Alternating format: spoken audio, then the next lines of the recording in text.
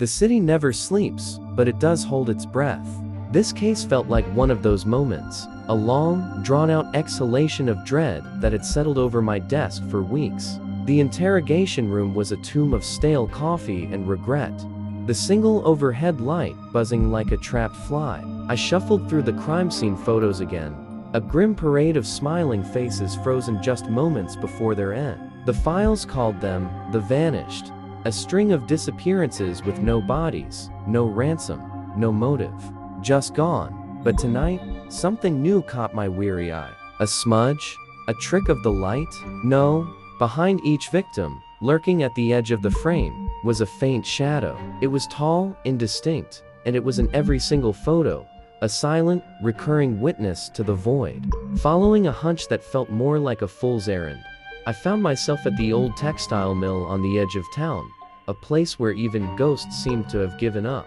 The air was thick with the smell of decay and damp earth. My flashlight beam cut through the darkness, dancing over rusted machinery and shattered windows. It flickered, died, then sputtered back to life, always in the same corners of the sprawling factory floor. It was in one of these darkened spots that I found them, a stack of yellowed newspapers dating back decades. The headlines screamed of similar cases: prom queen missing, from 1978, factory worker vanishes, from 1995.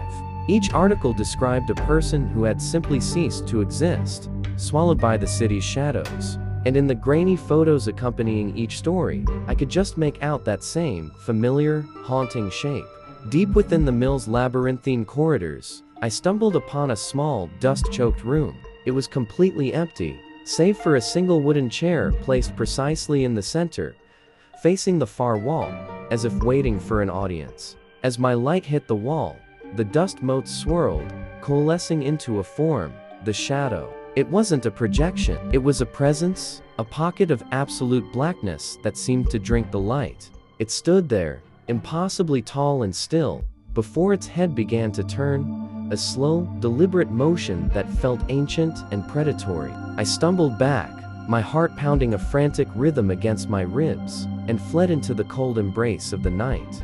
Back in the relative safety of my car, the city lights did little to chase away the chill that had settled deep in my bones. I pulled out my phone, the screen, a black mirror reflecting the exhaustion etched onto my face. But as I stared, another face stared back from the darkness. Behind my own reflection, standing just over my shoulder in the empty back seat of my car, was the shadow. It was no longer a phantom in a photograph or a specter on a wall. It was here, and it was watching me. The city may hold its breath, but tonight, I realized some things don't just wait in the silence, they hunt in it.